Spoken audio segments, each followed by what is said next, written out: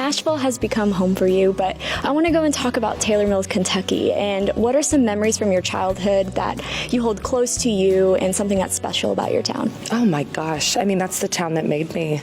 I think about my grandparents a lot. They knew that country music was what I wanted to do, and even today I was texting with my mom and I was like, can you believe that I'm singing with Rascal Flatts at CMA Fest in the stadium? And even all these years later, it's still just a very, very wild thing to think about. All of the shows, everybody in Taylor Mill, they knew me as the country singer, so I'm very, very proud to be from there, and it's definitely the heart of who I am. You know, I think for me, it was the neighborhood I grew up in that really shaped me. I mean, I grew up on the same street as my buddies that I'm still best friends with today, and we went to school together. We played baseball together. We went to church together. We did everything together. So I think just that growing up in that little pocket is really what shaped me. So yeah. Well, yeah. I mean, I feel lucky that the places I'm from and the places I live are places that a lot of people from around the world would love to live. You know, growing up in Arizona, my mom always wanted to go travel a little bit. My dad was always like,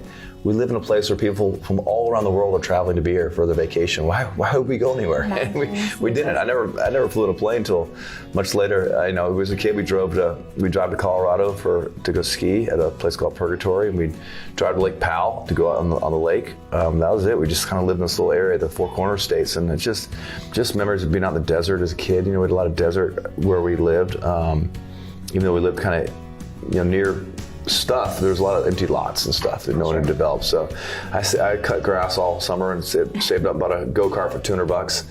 And I was 11 years old and I had complete freedom. I mean, and my buddy had one too, and his brother ended up getting one. And we'd just be gone. I mean, I'd get in that go-kart and just be out in the desert, just the whole day, and we'd put little PVC pipes in the front of them, and we could put, shoot bottle rockets at each other, in the desert. And if we weren't shooting each other with BB guns, it was just wild. I remember my dad I'd come home.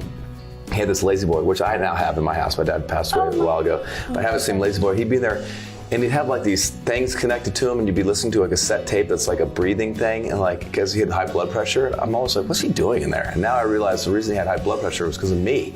My son does stuff, and I'm like, watching playing hockey and how physical it is. I'm like, my blood pressure is going high now. You're like, that's what I was like? Yeah, I'm sorry, Dad. I tortured my dad, and now my son's torturing me. But yeah, just growing up in the desert. I mean, just sunsets and sunrises, and just being out there in the freedom of a preteen to be out there on a go-kart cruising through the desert is pretty great.